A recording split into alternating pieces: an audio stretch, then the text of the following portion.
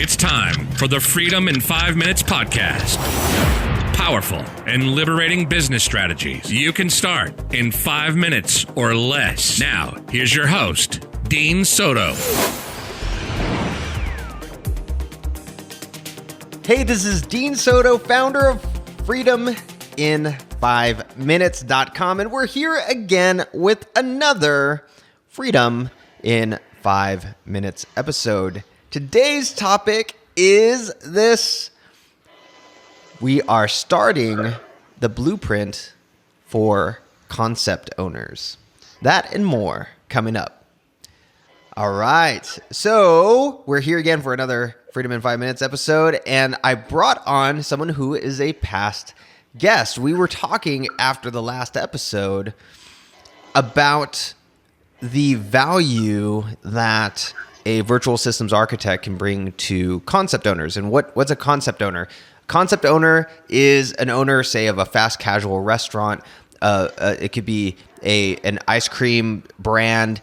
For example, there could be Chipotle or Five Guys or different types of ice cream brands and so on and so forth. There are these concepts that are actively franchising. And when you have a franchise, what do you need and what do you have to have? You have to have systems. The problem with most, especially in the food service industry, the problem that most concept owners face is razor thin margins. And so I brought on Paul Tran, who is an expert in franchise development and helping different concept owners grow their franchise nationally and worldwide. So what's up, my friend? How's it going? Dang, that introduction is a hard act to follow, man. I hope I can do you justice, man. All right. Since it's hard act to follow, then we are done with this podcast episode. No, keep me on. I feel like there's a lot of really interesting stuff to I'm doing well, man. Thank you for having me back on the show. So you're the reason why we're even doing this. We're going to call this the Blueprint. So the Blueprint is going to be a series that we'll do every so often. It might be a consistent thing, maybe once every week, depending on the schedule. The reason why we're doing this is because after the last episode that you and I did, where I was interviewing you, you actually brought this concept to life. And so why do you think that this would be valuable to concept owners in the first place? Yeah, and thank you for giving me a platform to talk about it. The reason why is in my industry, being food, restaurants, and all that. Again, you said earlier there are razor thin margins. There's also a lot of pressure coming from, especially me being in California. There's a lot of pressure on rising costs, especially minimum wage. I own a bunch of restaurants in Los Angeles, and we're already feeling the pain of having to pay $15, $16 minimum wage. And it's only going to get worse because, there's just no downward pressure. There's only upward pressure.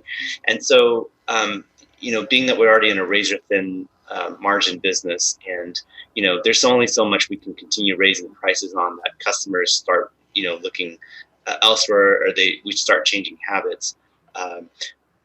It doesn't make it very attractive to continue growing. And there are a lot of really cool concepts out there that are small mom and pop shops. They've created something really incredible that resonate with the community, that, they need to be everywhere. They need to be in multiple locations. They need to grow through franchising, or they just need to grow corporately, but they can't because they're being suffocated by these costs. And so over the last few years, what I noticed was, I think VSAs, virtual systems architects, have changed my life.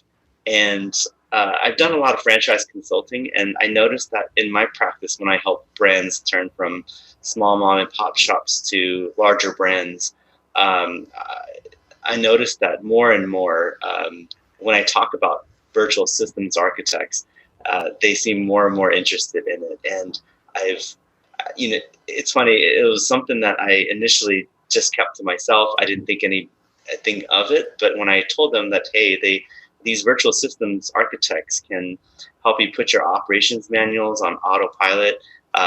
They can do sales reporting for you. They can help you organize and manage your restaurant data to where you can make meaningful decisions. My VSAs have also been able to schedule people for work. They've been able to hire people, put up job listings. Some of my clients have gone even to the point where these virtual outsourced folks can even conduct interviews for them. They can also take catering orders. There's just so many things that, as concept owners know, there's 1,000 things that you need to do every day. And these VSAs have been able to take maybe half, maybe even more of that off their plate so that the owners can enjoy their business again. They actually have free time to be strategic. They can make moves that actually, they're valuable in. Most people get suffocated by these day-to-day activities, but that saying, you need to be working on your business, not in your business. They can believe it, but in reality, is it really? Can you actually take action on it? Yeah. It doesn't matter if you know the truth. If you just don't have the capacity or bandwidth to do it, then it doesn't matter. Yeah. No, it's funny because you're spot on. It's cool. It's cool hearing all of that because so I even yesterday, was it yesterday or the day before, with someone who you had introduced to the concept of a virtual systems architect. And if you guys don't know what that is, basically you show them how to do something in 5 minutes with a video, and they will document it step by step, and then you never have to do that thing again. So it's a totally new concept, and works extremely, extremely well with restaurant concepts and just franchises in general and businesses in general. But even when I was on the phone with this person, it was when I told them that, yeah, you can be in the store, take your iPhone, show the exact process of how to do something in the store for 5 minutes, 10 minutes, whatever it is, and your SOP is done. Like, you literally don't have to do anything. You just send it to your virtual systems architect. It gets documented, and now you have that either updated SOP or you have a brand new SOP that would have taken you hours and hours and hours to do. And even as I said, the 5 to 10 minutes, you can feel like they're like, I don't know if I believe that. That's hard, kind of hard to believe, because I'm sure from what you've seen, the majority of the time, either they are writing out all of these things and they know the pain of it and they hate it and they don't want to do it. They just want to focus on strategic stuff. Either they're doing that, or they have someone who's really important in their business that they're paying $20, $30, $40, $50, $60 an hour doing that type of work. Is that kind of what you see as a normal type thing if they're not using any type of virtual systems architect? Yeah, absolutely. It sucks and it's heartbreaking because they know that, like a lot of mom and pop shops or a lot of small 1-2 restaurant folks, they know they need to put together a step-by-step document. For example, a process on how to open a store, what a worker needs to do throughout the day, and a closing procedure, so that way it's always consistent, it's always manageable and accountable. But they don't take the time to do it because they have to think about, oh my gosh, I need to spend a day or hours to do it. Yeah. So they don't do it, right? And so, but they pretty much just are in denial and they don't do it, and forever. And so they're constantly just putting out fires all the time, and they're constantly dealing with inconsistencies. And a lot of their workers don't have the tools to do the best job possible. And so it's just a downward spiral. And not only that, like if the restaurant takes off the way it should, and you start getting tons of people excited, you'll go one of two ways. Number one, you'll either be like, oh, it's so much work, I don't even want to grow, forget it. Number two, yeah, you will hire someone like $10, $20, like, $15 or to $25 to have someone document something that a VSA, which costs way less than minimum wage, and you don't even do payroll taxes for them. You don't pay 1099 for them. They pretty much take screenshots of your videos that you record your opening, closing procedures. They document it step by step. Now, and it's in a ready-made document. And now you just need your workers to just review it. And you didn't have to do it. It's been done. And now you can just duplicate this over store number 2, 3, 4, 5. You can even franchise it now. And now franchisees who are looking for systems in place, they can easily access that. And so that's just one facet. There's so much more, but that's just one example of being liberated from that. Oh, I love it. And if someone were to ask, I do want to grow, you're just like, yeah, I'm ready. I got it. Pay me my franchise fees, give me my royalties. I deserve it. And Yeah. now you can grow without feeling like your store count can grow without you feeling like your workload can grow. Yeah. Yeah. It's cool because it's fun. It's interesting too, seeing when it actually happens, because they've been so used to doing all of the systems themselves or the work themselves. I actually have, it's not a if they do it. If they do it. Yeah, correct. Exactly. I actually had this morning, I had, he's a part of this organization that I'm a part of, and he's more in the oil and gas industry. And he sent me an iPhone video, and he said of him showing how to do his inventory when his pallets come in. And so he's in his big warehouse, and showing, here's what we do when the pallets come in. First thing you're going to do, you're going to take your packing slip, you're going to go over here or whatever. And so he texted, I woke up this morning to one of his texts, and it said, hey, does one of these types of videos work? And I just wrote back and I said, yeah. And so got my guys on it already to, so he got one of his VSAs going on it already. And after he literally spent like 3 minutes or 4 minutes on that video, and he's like, oh my gosh, he called me. And he's the type that's going to be totally honest. He's like, oh my gosh, this is how he sounds. He goes, my head's exploding. This is next wow. time you tell him he needs to wear a helmet next time. Yeah. Yeah. The dad jokes at me. Sorry. It's pretty bad. No, just kidding. But it's the idea. But prior to that,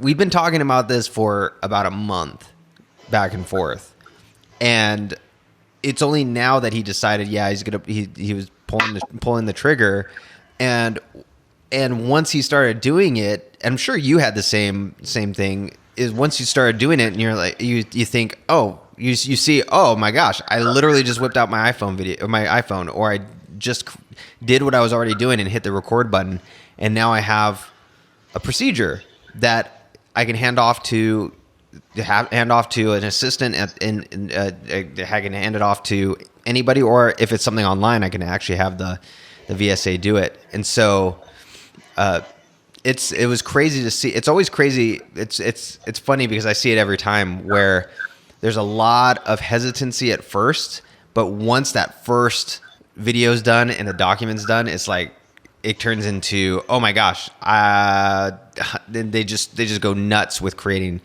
videos, because you see how easy it is to actually create systems and create a standard operating procedure. Exactly. And think about this, like, you're a guy, whoever that guy was, imagine a mom and pop with no system in place. Imagine you having to do this for every single worker that you hire. Yeah, exactly. Imagine the time it takes, and you're not even sure if it's going to work out. Yep. And then you've wasted so much time and so many inconsistencies, and everybody's going to do it a different way. But if you do this video of just an opening procedure, for example, that takes 5 minutes, there's, first you need to open the store, you need to turn off the alarm, you need to turn on these lights, you need to turn off this TV, turn on the air conditioning, put the heater on, put the grill on this, bring out these items. Like there's 1,000 things to do. And if you just do a video showing them how it's done or what you're doing, now your VSA takes every screenshot to show not only how to do it by the written word that they type out for you, but now they also took a screenshot of that video you made and show them what good looks like, what compliance looks like. And so now whenever you have a new worker, you don't even have to be there. You could just be like, hey, check out this opening procedure and have at it. And you're busy doing other things that are more helpful and strategic for your company versus being tied down to a post and, dealing with training someone that you're not even sure it's going to work out. That's thousands of dollars right there in lost opportunity. You and I can chat about this forever. I know. I love it. So I want to get, so rather than this being a big sales pitch, because obviously you and I are both excited about it. You have VSAs. I'm the one that has the whole operation going on. But I want to give something of value in the sense of, because in reality, so on the freedomin5minutes.com site, I have a business process scorecard that basically shows that if you have a certain amount of redundant tasks, if you have a certain amount of tasks that you have, you can punch in the numbers and it shows how much money you're leaving on the table through opportunity costs if you did it yourself, how much it would cost if you had an employee do it, your typical employee, and then how much it would be with a virtual systems architect. And the reason I bring that up is because even if you did the Freedom in 5 Minutes system and had even if you had an employee do it, it's still better than you doing it. It's not the best option, but it's still better than you doing it. So why am I saying that? Hopefully I'm not shooting myself in the foot, but I'm saying this because I want to give something of value of what is like one thing that can be a massive game changer for a concept owner if they just delegated that one thing. If they developed a system, whether they had an employee write it, rather than not do it themselves because you just leave so much money on the table, or if they had a VSA do it. What is that like? What's one thing where you're just like where you've just seen a massive amount of value that just for that one thing?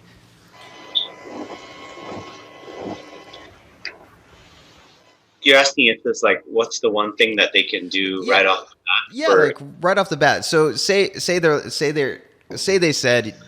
in a perfect world they had an employee that they could that they could give a video to and say, go document this into an SOP. Which, good luck with that. It doesn't work that way. But I've tried it. Trust me. And I'm like, this sucks. But say in a perfect world they did have someone who did that, and what would be one thing that they could offload right now like that would be a tremendous amount of value to the business, to the concept owner? Well, before I answer that, I do need to preface one more thing. If you were to even one of your workers to do it, the probably the biggest hesitancy is also now you got to train them on how to create this step by step. That's exactly what I was.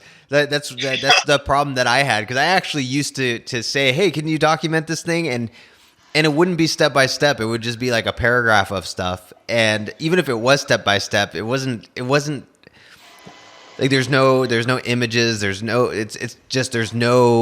not really it was never really a standard operating procedure.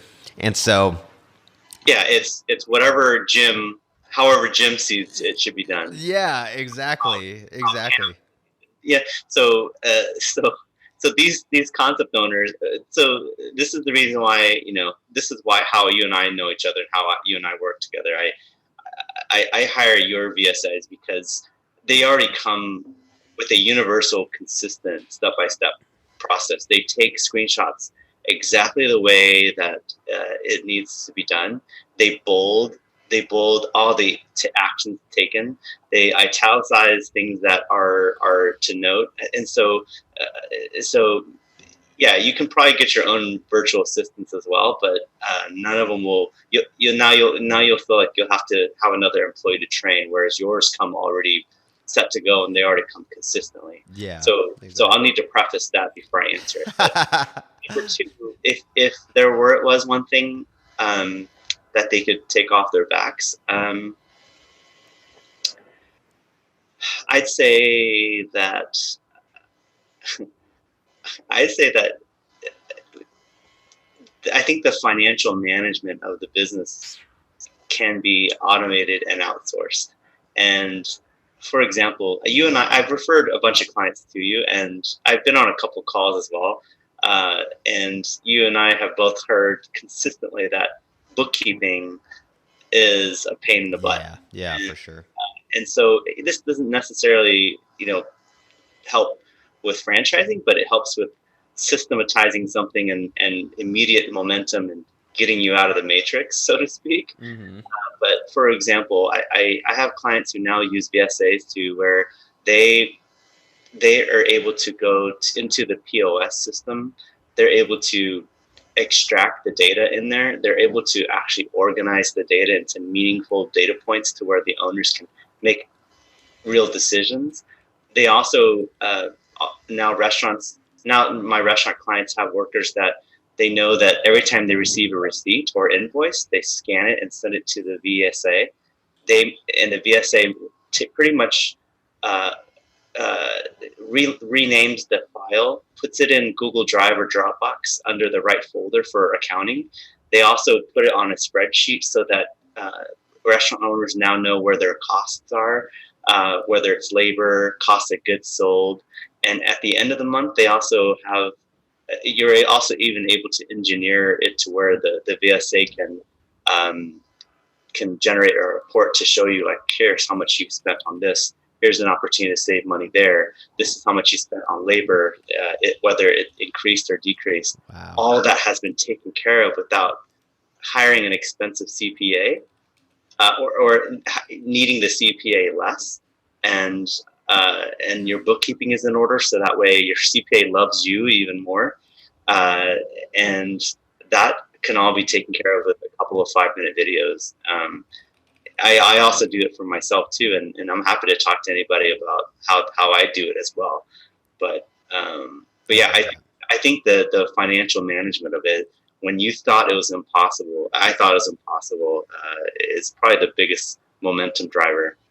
Because a lot of restaurant owners don't know how much they're spending here and there. Yep. They don't have the time to organize the data. They don't have time to buy expensive software to chop up the data in a meaningful way. So right off the bat there, that's probably a couple $1,000s in lost opportunity and savings and growth opportunities as well that are in place. Yeah. Okay. Let's actually see. I'm gonna actually pop the numbers of this thing because that's pretty amazing. Like hearing that, like how. So just off of that, like how many minutes, how many minutes do you think that task would be saved per month? Well, the fact that the owner would have to come to the store, collect those invoices because there's no systems in place, and then they'll eventually have to scan it if they want to have it digitalized. Yeah, put it on a spreadsheet to manage it themselves, and they need to set up a meeting with a CPA in order to find out how to digest the data. I mean, all that stuff just adds up and adds up. I mean, I'd say, gosh, that's a full-time job in itself. But I'd say conservatively, maybe 5 to even 10 hours a week if you're really trying to use your restaurant data to make meaningful decisions. Wow. That's time that an owner just doesn't have, nor do they even want to spend it, right? Isn't your time elsewhere better spent with family or focused on growth or instead of putting out fire? Anyway, I can go on, but I'd say 10 hours is probably it's conservative. Like 10 hours a week, you think? Yeah. Wow. That's crazy. That's crazy. And there's no all restaurant owners can sympathize with after the store closes that's now you got to start working on paperwork. And remember, you're tired as hell too. Yeah, seriously. Like so I'm looking, so I'm going to the business process scorecard. Like if you guys go to freedomin5minutes.com, there's a business process scorecard that you can enter in all the data on this. And so this is crazy. So just off of that alone,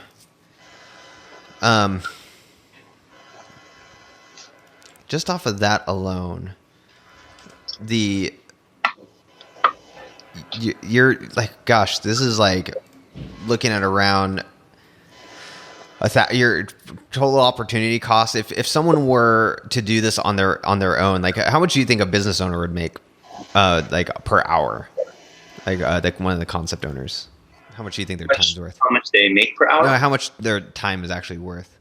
Oh, it depends on whether it's like a dessert, which is higher margin, or fast casual, which is slightly lower margin. But I don't know. I wish I had a better sense. But I think if that's just purely, think about it, where a bookkeeper would probably be about $15 to $20 an hour, and a CPA is what, $200 to $200 an hour. Yeah. It doesn't matter what range, you're still in trouble if you do it. Like just off like I just put like $100 an hour, like kind of, and per month, like the opportunity cost just off of that one task. That's just one task. That just one is $6,400. Total per year is $76,000 per month if you were to do that yourself. That's just off of that one task. That's how much you're losing essentially per year. Yeah. And that's conservative. That's totally conservative. It's probably double that. So $140,000 in being able to talk with franchisees, help with development, strategize, be the vision of your company. Here you are friggin' doing something that somebody who's $9.50 per hour as of recording this could do. You know, that's crazy. So if you had someone like that doing this, you know, you're saving yourself at least $6,000 a month in opportunity cost. It's crazy because anyway, so it's what's cool is that even though you asked me and I said I didn't figure, any which way that your audience would chop up the numbers, how much time is your time with your lost with your family worth, right? Or how much time what is it worth to you to be sleep deprived and not have good health that can kill you later? If your time is if you're running a business on the side and you're an executive that does make like $100 to $500 an hour, any which way you chop it up, you're not going to win, you know. Totally. So that's actually trivial compared to the fact that your VSAs can make that go away and could. It's. Yeah, this is. I love this because I wanted to get. I always want to, because this whole concept is, it's pretty hard for people to digest in the very beginning, and so I wanted to do this because it helps people to see like what's possible. That even the guy that the oil and gas guy that I mentioned before, he like, at least 4 or 5 times he's like, well, I don't know what they can even do, and it took just diving in and offloading one process to where then he's like, oh my gosh, you can do all this stuff. Just like with the POS system, I bet you no concept out there does that at all with having somebody who is way low cost like that doing all of that. Yet look at the power of having all of that data from the POS system.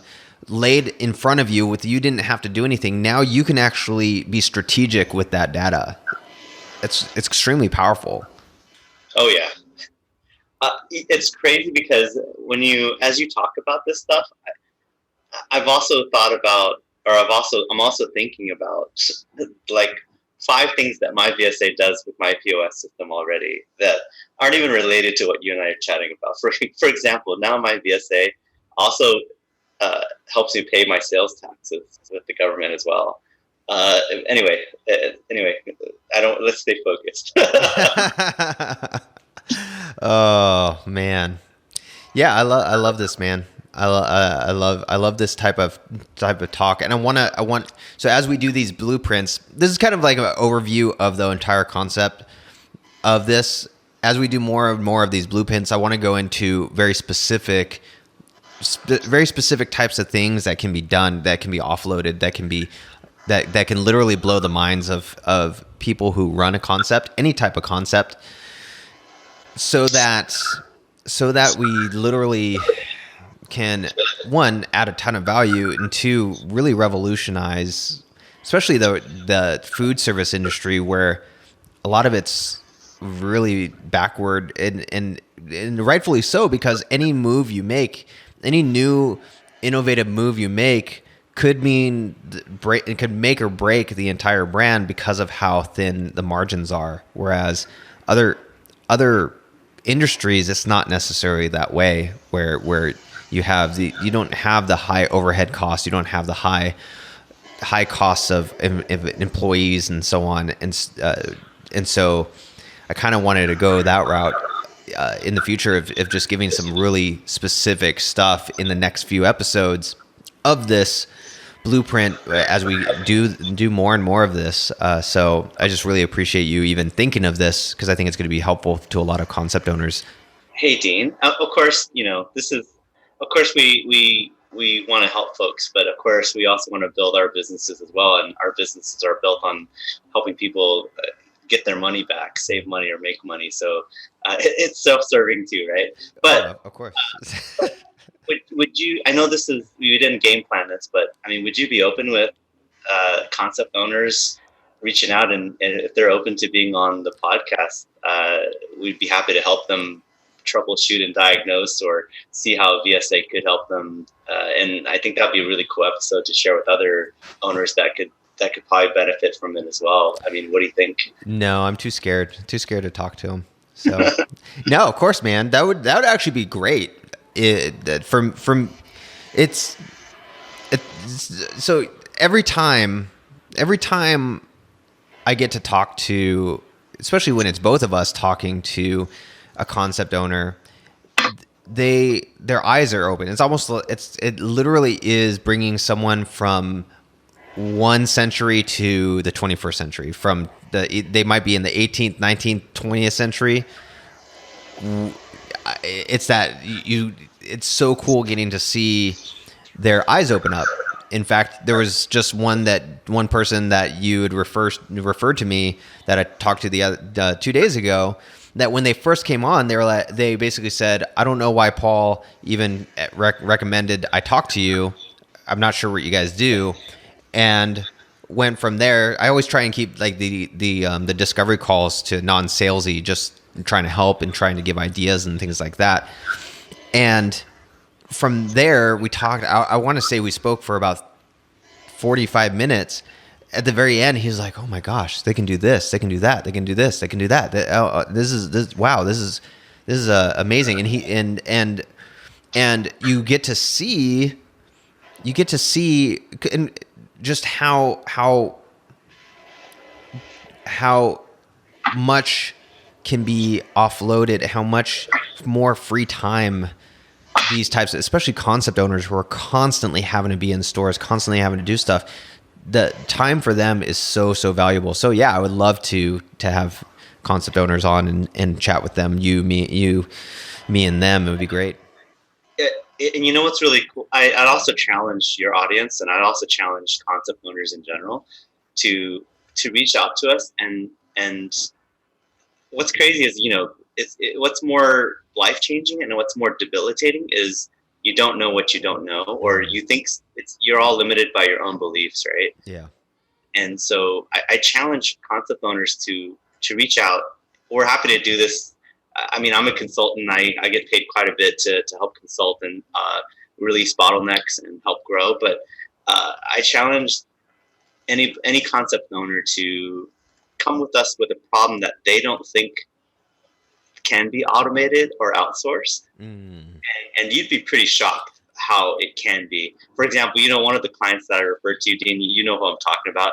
They didn't think that, they were looking to replace someone that was highly specialized, like a graphic designer or an engineer. And I think we were able to strategize on how it could be automated, whereas they would have just been stuck feeling like they wouldn't be able to automate that. You know what I'm talking about? Yeah. Oh no, I totally know what you're talking about. I totally know who you're talking about. And it was cool because during that strategy, we actually had a even better concept for them where the VSA was getting essentially for free for they were getting multiple designers for this company to be able to to test them and get like the best designer for the floor plans for their stores. Yeah, and it's great. It does that, even that. And I'm also thinking about like how they always thought that they needed to do all the job interviews themselves, right? Yep. And now they've created a step-by-step system to where it's not subjective. It's not based on how you felt that day. It's all clearly objective. It hits all data points, and they've been able to replace a recruiting manager. A recruiting manager would probably cost like $20-$30 or whatever. Yep. So I challenge that. Please accept the challenge. And that VSA that's doing they just got a second VSA, and that VSA was doing like 40 plus interviews a week for their restaurant chain. These are like not some outsourced online only digital. Like, these are workers that come to the stores, operate stores at a high level, and this company is growing. Not just locally, but in multiple states, and they are now a franchise, and they have actually I'd say 100% of all their stores have 4 stars or higher on Yelp. So quality has not been compromised, and it's possible to outsource without compromising your quality. So it's possible. So cool, man.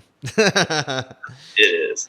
All right. Well, so I'm excited about where this is going. I would love to get concept owners on any type of concept, really, and to do that challenge. We'll call it the Blueprint Challenge, where there's one thing that is taking you from your family, taking you from the things that you want to do, one thing that you wish you could outsource, that you can hand off and create a system and a process for a virtual systems architect to document.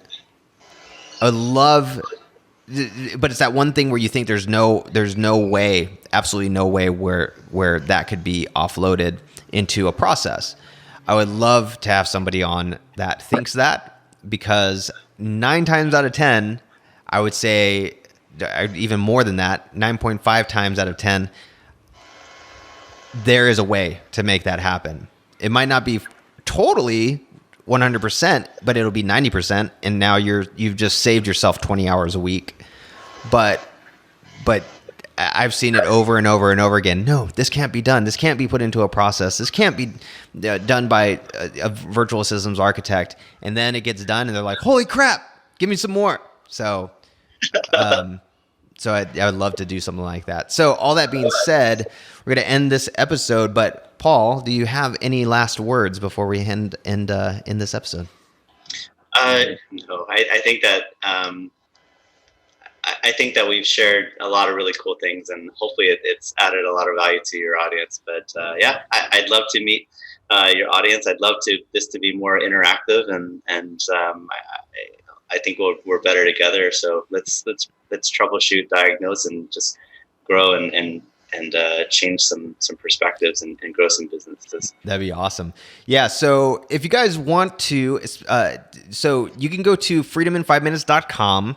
There is a masterclass there. There is a business process scorecard. Punch in your numbers in that business process scorecard. You'll be shocked. You'll be absolutely shocked at how much money you are putting on the table or leaving on the table because of stuff that you should not be doing in the first place. And if you liked what you're hearing right now, there is a section up on the top right of the freedomin5minutes.com website to schedule a one-on-one discovery call. In that call, in that form, if you type in that you'd like to talk with Paul Tran because he's absolutely awesome. You get people pay him a lot of money for consulting.